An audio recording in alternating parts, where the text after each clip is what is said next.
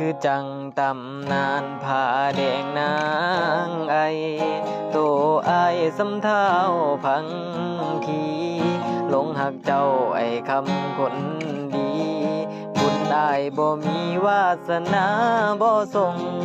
ย้อนหาแข้งจึงแปลงกายเป็นกะหอกดอนไปสะอ่อนความงามของน้องไกลๆสุดท้ายถือเขาฆ่าตา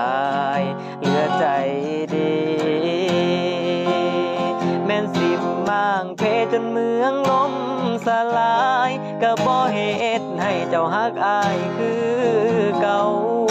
ย้อนที่หนึ่งในหัวใจเจ้ามีแต่เขาเจ้าชายผ้าแดงผ้าเพิ่นแต่งเพียงให้มาพอ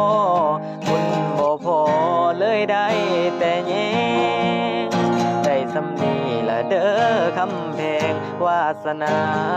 พังคีเหตุใดสำนี